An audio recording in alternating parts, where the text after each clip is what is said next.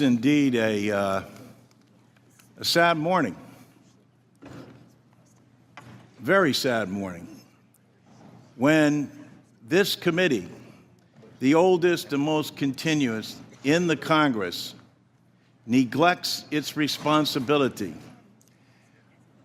and essentially holds this hearing today to block any further discussion. The men and women on this committee are good people. They're honest and caring people.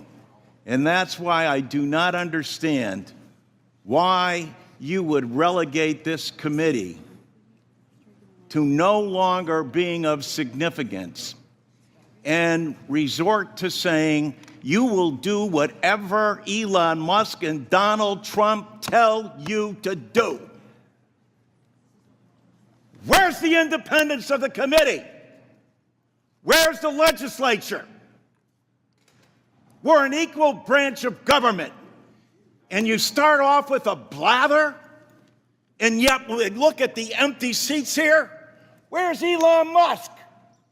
I'm sure he's a genius and is a very credible person because of the wealth he's accumulated.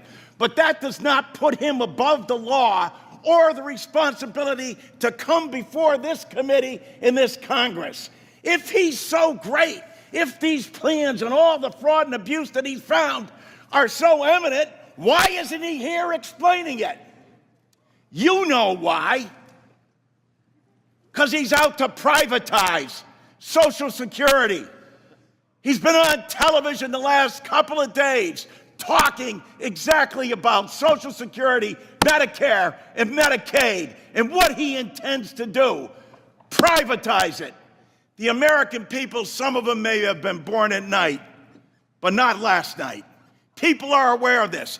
Every single one of your districts, all the money that comes in monthly, and you have not done, you as a Congress, have not done anything in more than 54 years. And now you have someone coming in to privatize a system, something you have longed to do going back to 1982. Because Elon Musk thinks that this is the best thing to do. President Trump has called Social Security a scam. Elon Musk, as the chairman, as Mr. Neal said, called it a Ponzi scheme. Ask that of the people in your district. Ask that, Mr. Smith, of the more than 198,000 people in your district who rely on Social Security, and you won't even let the person who's planning to privatize it, who's telling the big lie in front of everyone, in bold as he possibly can, saying, this is what we're going to do. The Congress is in our back pocket.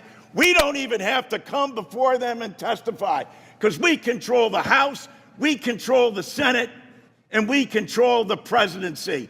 And it's the tyranny of the executive. It's why these resolutions were first adopted back in 1789, because the founding fathers knew that the executive branch does not have total authority over the legislature unless you have a willing party that says, no, we're going to do exactly what you tell us to do, Mr. Musk and Mr. President.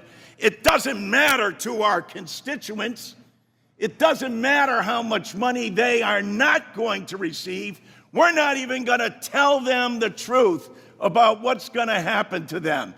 And every single one of these districts where they're being shut down and their personnel, and as Mr. Neal said, Dan, after you cut and eliminate the people, say the agency isn't responding accordingly. No other agency operates for under less than 1%.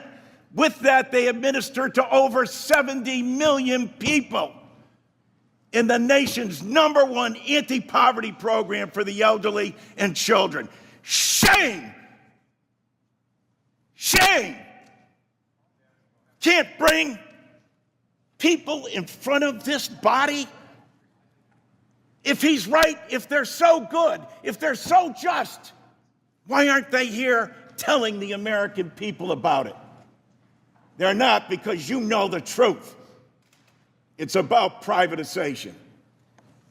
I yield back.